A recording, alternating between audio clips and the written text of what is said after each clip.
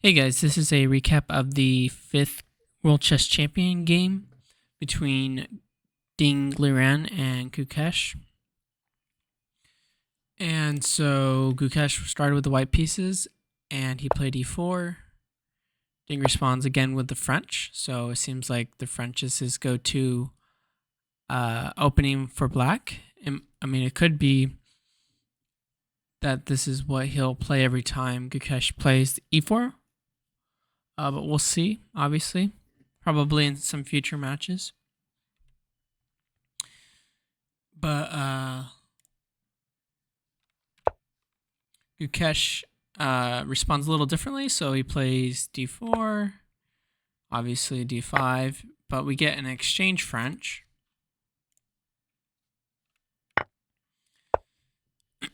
And he plays knight f3, so Ding responds with knight f6, bishop d3, just developing, and then Ding goes c5, which is it's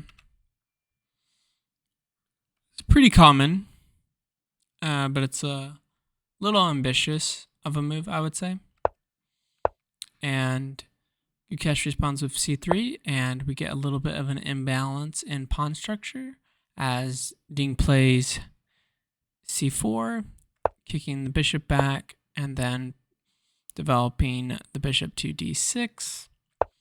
We get check, queen has to block, we get a trade, castles, rook goes here, rook check, king goes there, we get trades, and bishop g5. So out of the opening, like I would say, like the opening is done here. Like this is now the middle game, I would say.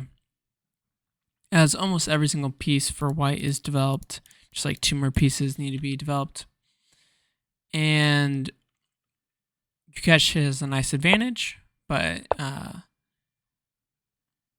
Ding,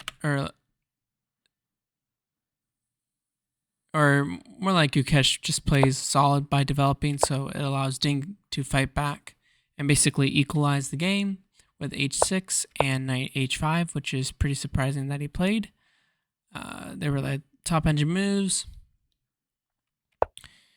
And Gukesh gives a check, king slides over, and then Gukesh plays ambitiously with g4. We get knight f4, again the best move. We get bishop g3, very logical, pinning the knight because of the bishop. Knight b6, one of the best moves. There was g5, but honestly I like this move more. As it's I would say it's actually, I don't know, I think it gives more winning chances for black. But white plays g5 themselves. We get takes, and bishop d7. Knight goes back. We get rook e8, trying to just draw the game. That's what Ding is doing, obviously. And then that hops in, we get a trade. And here, if rook takes, it would have been a lot quicker of a draw. But Gukesh takes with the pawn, and it's an inaccuracy as it allows Ding to play knight d3. And now the main issue is that if white doesn't take, the rook's going to have to move, and this knight is just basically a monster. And this bishop will be out of the game. So obviously it takes, and then black has a lot of options here. It could be, or not here. This is white's move. F3 is like one of the best moves in the position. As like white needs to be very accurate to not lose. But this position right here could be losing. As black has many options. There was rook e6, rook to c7 basically, knight a4, and Ding goes with knight c4, and Stockfish, I don't know, it's hard to tell, but this is one of the top moves. It's just hard to tell, like, you'd basically need to try every move and do some games with the engines to figure out what move is actually the best. But knight c4 is one of the best moves. Unfortunately, the main reason this kind of is drawish is because it's opposite colored bishops. Rooks are on the board, and black does have this pass pawn, but it still could be a draw. But I'm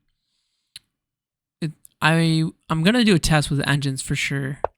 Like I think with this starting position and to see if it's a win or draw. Because I'll share a line here after rook e4, which is the best move to go rook d4. There's bishop e6, rook d4, and then king g8. Actually, before king g8, you want to go rook c8, forcing the bishop to go to f2, and then you play king g8. And after, say, like bishop e3, you go king h7.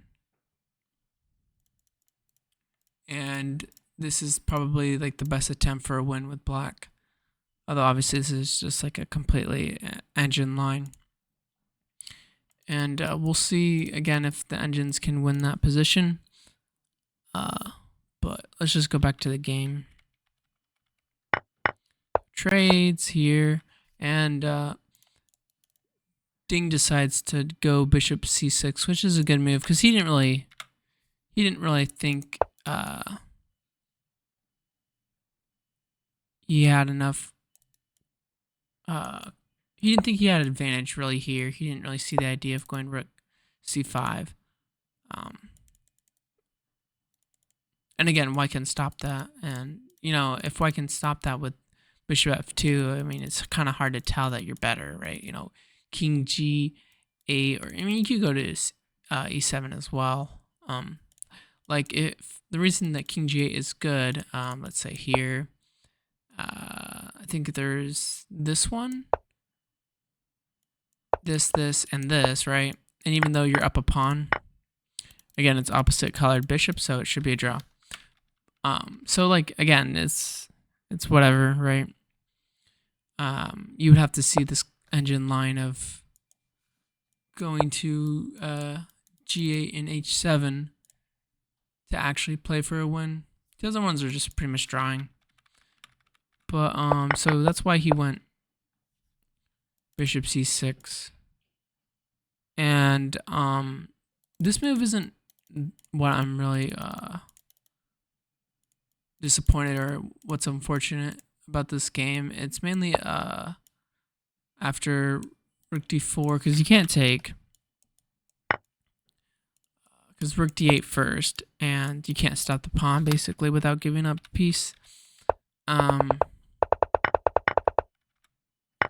you can't take, right? So rook d4, so rook can't go to d8, and then takes, I think king f2, yep, and then black could have played, or Ding could have played bishop h5 going d2, d1, but he just goes for the draw with bishop c6. And again, he did look at bishop h5, but he thought there was some counterplay for some reason.